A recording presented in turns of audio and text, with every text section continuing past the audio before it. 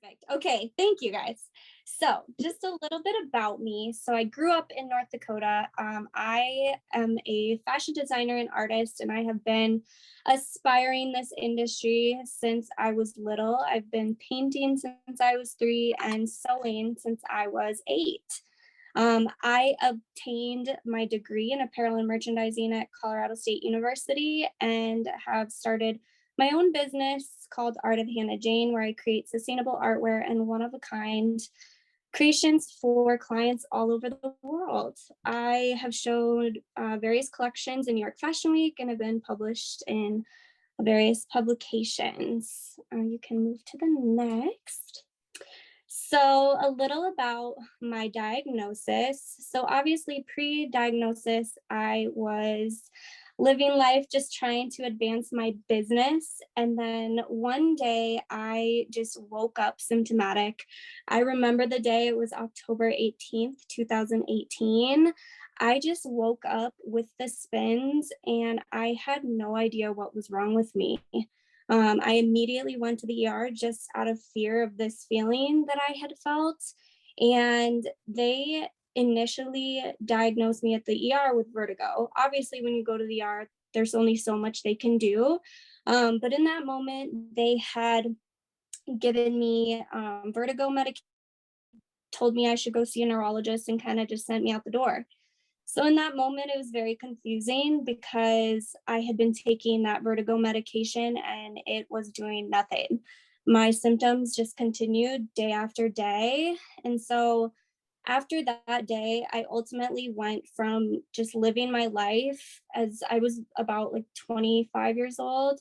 And I was just living my life to now I was living life with a chronic invisible illness that at the moment I did not know what it was. So you can move forward to the next slide. So these are some of the symptoms that I experienced every single day. I experienced nausea and vomiting. I threw up almost every single day, if not multiple times a day for 2 years. I had no appetite. I couldn't eat anything. I suffered from a lot of brain fog, low cognitive ability, visual processing. I would have moments where I could be in my home and have absolutely no idea where I was. I could be looking at my stuff or looking at people, my loved ones, and have no connection to them and just feel lost in my day to day. One of my most severe symptoms was the dizziness and the vertigo sensation, which was one of my onset symptoms. And so that was one that I really suffered from every day.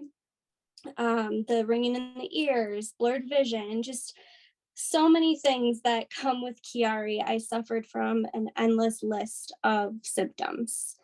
You can go to the next slide. So when I was on my journey of getting my diagnosis, I pursued many doctors. I went to probably 4 or 5 different neurologists. I saw different neurosurgeons. I saw ear, nose, and throat. Pretty much ultimately always getting the same answer of, we have no idea what's wrong with you, or being diagnosed with migraines. I remember feeling just so confused because I was told anytime I would mention to a neurologist that I had migraines since I was in 4th grade, they would completely stop everything we were discussing and be like, yep, it's migraines, let's get you on medication. And so I so often felt so unheard because I've had migraines since I was in 4th grade, and these new symptoms that I experienced were so different. My body was so foreign to me, and I just knew that it was something else. I was then referred to the Chiari Institute in Colorado, where I ultimately received progressive care, and I felt like we were finally getting some answers. My neurosurgeon did a flow study on my brain, which ended up displaying that I was getting no flow to various areas. And so what we did is we tried multiple treatments, and then over time, the conclusion came that it was my Chiari. my scans did not fully display the severity of my Chiari. And so they showed that my Chiari was at 5 millimeters. And so that was one of the main reasons why doctors really dismissed it. And they said, oh, there's no way that could be your Chiari. There's no way.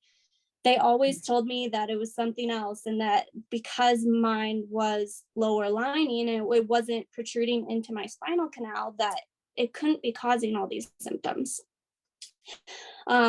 When I received my final diagnosis, it was really overwhelming, but extremely validating.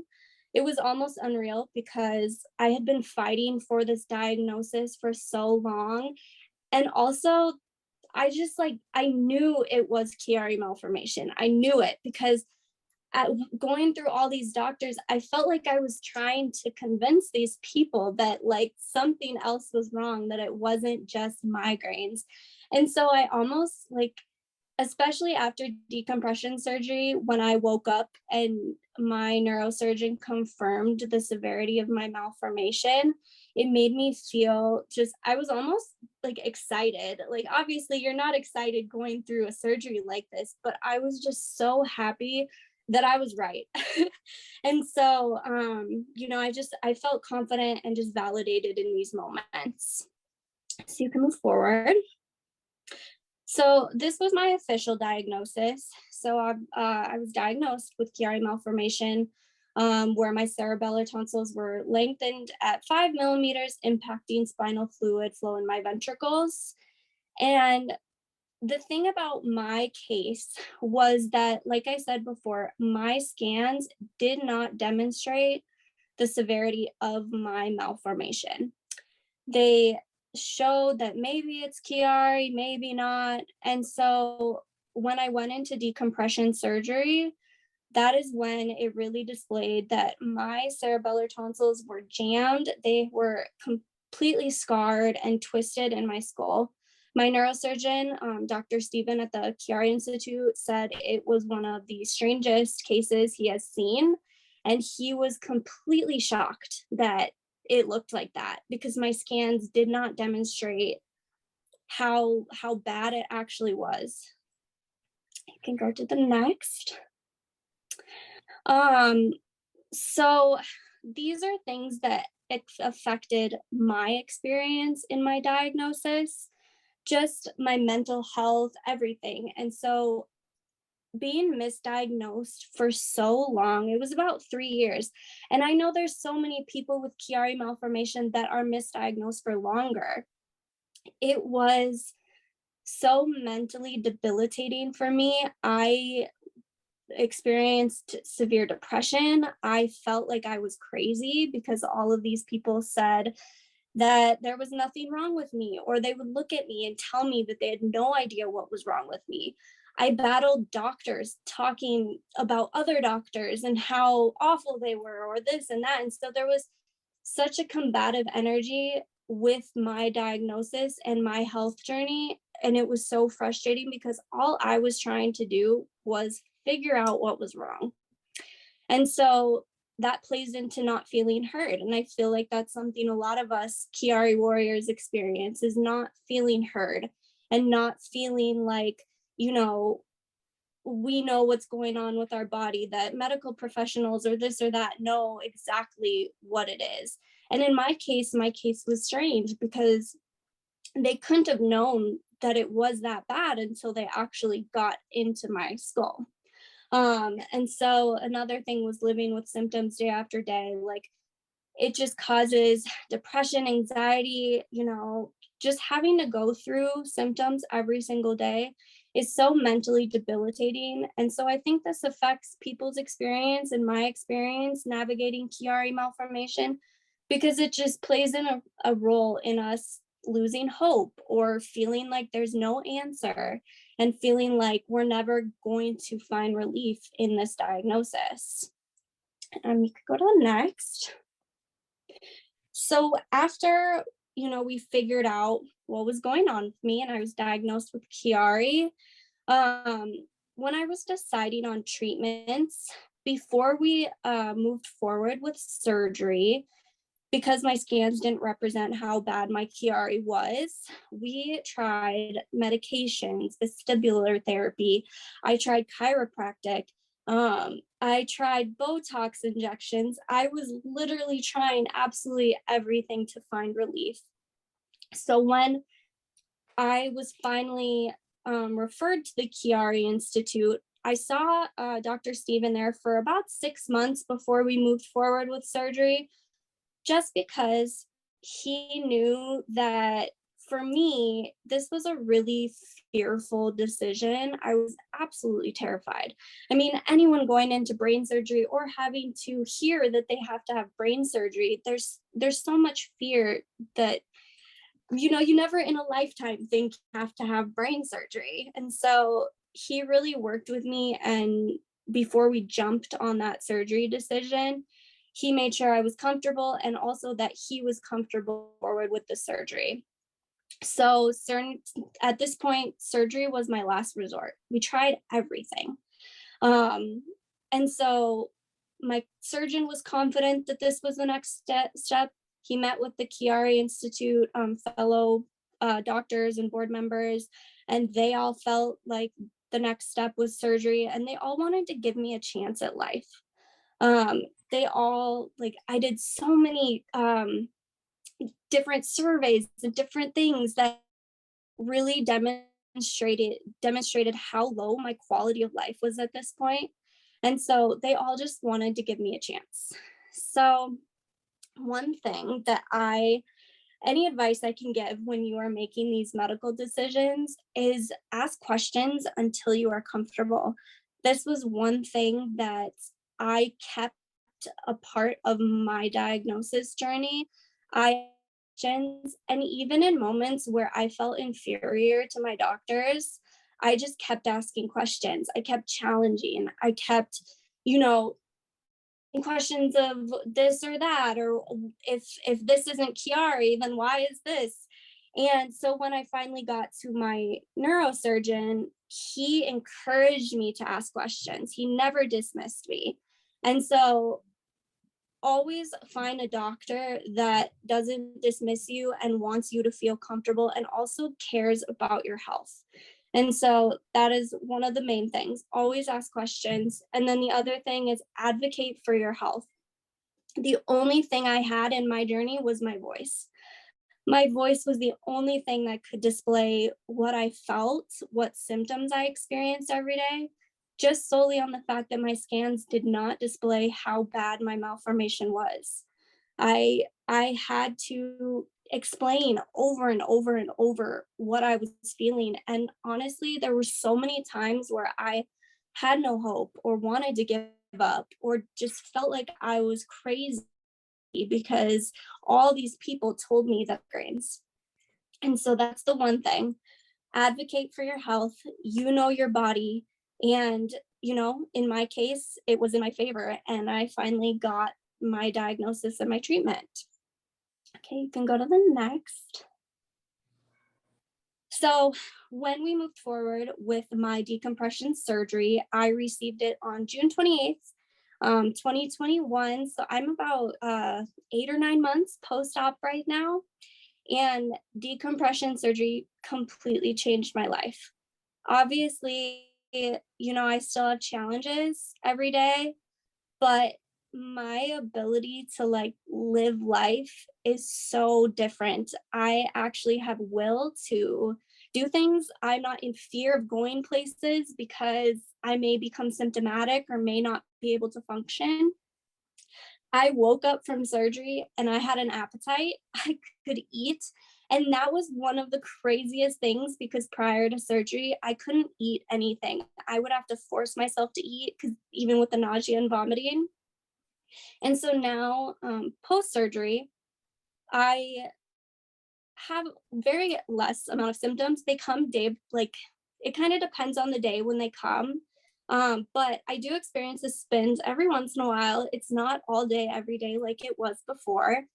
And I do have head and neck pain, but a lot of that is still in the fact that I'm still recovering from decompression surgery. I do a lot of exercises. in association with the surgery that they guided me to do. So that helps. I get occasional migraines. I'm kind of back to the normal migraines I experienced before all of this craziness came. And I do still get occasional numbness in my hands, and then fatigue. So symptoms do come. It's honestly in association with the day. So if I do a lot of things, then I kind of expect maybe at the end of the day I may have some spins, or if I'm on my phone too much, things like that. So it's definitely different. My life is back, and even though I'm still in recovery, my full recovery is a year. I know that as time progresses, I firmly believe, based off where I am right now, that things are going to continue to get better. You can go to the next. So, some of the coping strategies that I applied to the navigation of my condition, one that was really important to me was just remembering who I am outside of my condition. I fought so hard for the pieces of myself that make me who I am, which are ultimately my brand, Art Hannah Jane, and just fashion and art. These are the pieces of myself that bring me joy and that I love. And it was really hard to navigate them in my diagnosis, because there was such balance of feeling so awful but doing what I love. And so I just knew that I owed it to myself to continue my artist and fashion journey, or else, I just would lose who I am. And I'm so proud, because even being diagnosed with Chiari and then accomplishing things that I had made goals for prior to my diagnosis, it just made me feel so good about myself. And that was really important to the quality of my recovery, is just seeing myself and being proud of myself. Another thing was finding therapy through art. And I think this applies to everyone, because we all have certain things that we love and that define us and make us who we are. And so I think it's really important to do the things that we love as much as we can. Obviously, we have days where we can't. Um, doing the things we love and making them a part of our day, because those things can give us joy even in moments where we feel so awful. And so I found therapy in art, and it made me, it allowed me to create and just be who I am. Another coping strategy that was really important to me was finding ways to represent Chiari through creative outlets. So before surgery, I put together a photo shoot, and so it could visually represent my battle with Chiari. It was really tough because I was extremely symptomatic, but I knew it was really important for me to represent my strength and my power in my Chiari journey. So on the next slide, just so everyone knows, there are images that may be visually triggering. They represent my symptoms. So some are blurry and dizzy. So just so you all know, as we move forward to the next slide, if this is triggering, just to not look. So on the next.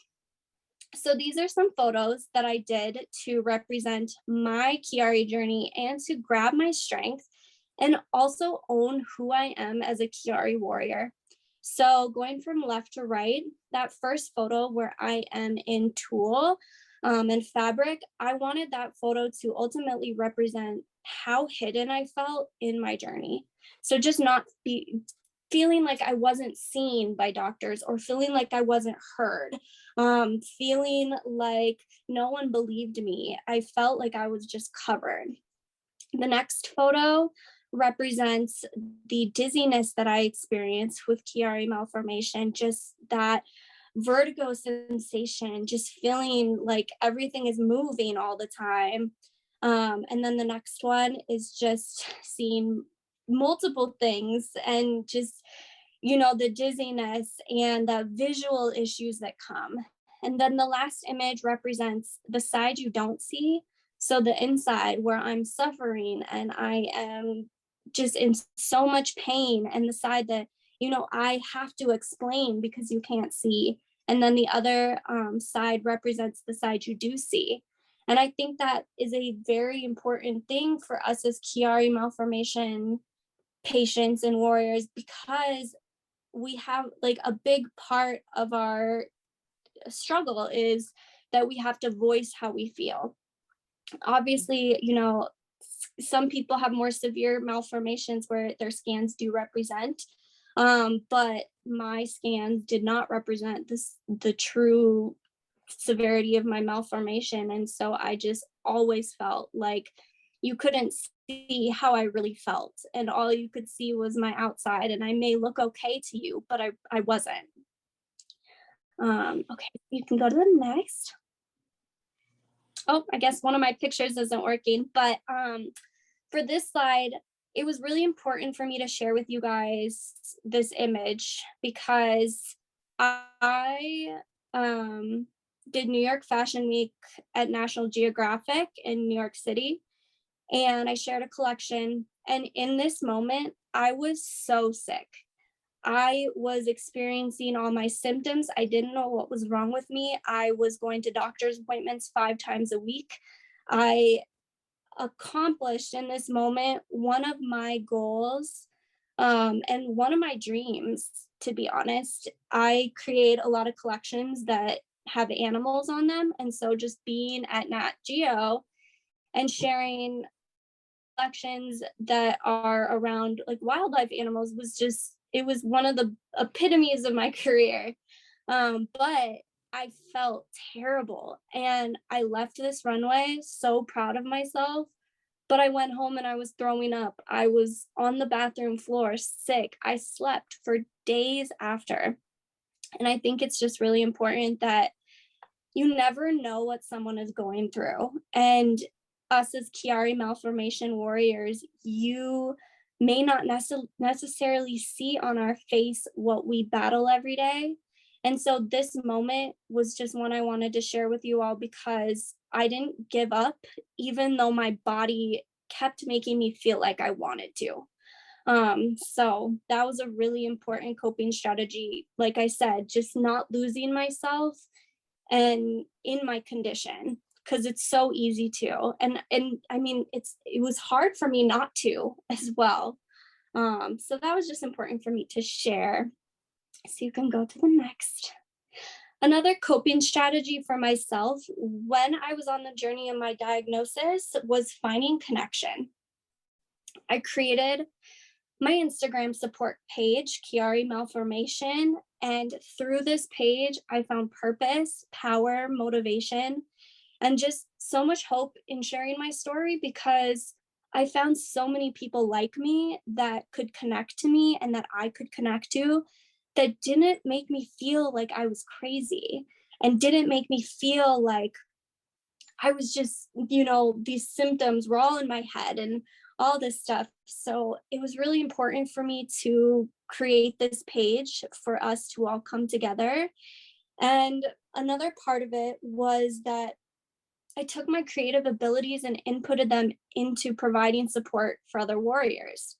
So when I created this page, I created art that displayed Chiari malformation. I designed a coloring book with everything about Chiari malformation, just pieces and products that are in everyday existence that are only in association with us Chiari warriors that we can connect to. I think it's really important for us to see ourselves and things that we battle every day in, products, things that can support us or make us feel good and make us feel strong. So it was really important for me to create this page and just in this create a solid support system. And I have amazing family and friends that supported my journey this entire time. And so that was extremely important to my coping as well. But I think it's really important to connect with people who actually have Chiari malformation or have the things that you go through every day, because ultimately, even though our Chiari journeys are all very different, we can all resonate and understand each other on levels that someone without Chiari may not necessarily be able to experience. So this was just another one of my coping strategies. You can move on to the next. So ultimately, the lessons that I've learned and the lessons that I want to give to everyone else is that never stop advocating for yourself. My journey, was always trying to convince people that there was something wrong. And it is so easy to lose hope in when everyone turns you down, when everyone tells you you're fine, when everyone tells you you need to do this or that. And it's so important to just advocate for yourself, especially in the medical industry, because I went through so many doctors. But the thing is even in those moments where I felt discouraged or I felt like I didn't feel heard, obviously I had slight moments where I was like, all right, I guess this is it. But I left every appointment feeling discouraged, but I also left every appointment feeling like, I'm not getting what I deserve, and I deserve to be heard. I deserve to have a doctor that will, support me in every step of the way. And that was why when I got referred to the Chiari Institute, it was such a blessing because they ultimately gave me the care that I deserved. Another part is never lose who you are amidst your battle with your body. I think it's so important to keep all those pieces of yourself that represent you, and don't allow your illness to take those away from you. Obviously, Chiari Malformation is a huge part of my life. It's a part of my every single day, but I'm also an artist. I'm also a designer. I have friends, I have family, I have all of these things that are a part of my day to day that also make me important. And so those pieces and grabbing them every day can only make you stronger in your chronic illness battle because you're not losing you. And then another thing that I can advise is just listen to one another, never dismiss. And, how we look is not always how we feel. And I think that's just extremely important to us as, people suffering from malformation or any other condition. That, you can't judge a book by its cover. And I think that's just very important. So, thank you guys for letting me share my journey with you. I was so excited to talk to you and just share how I have navigated and dealt with Chiari Malformation in my life. So thank you.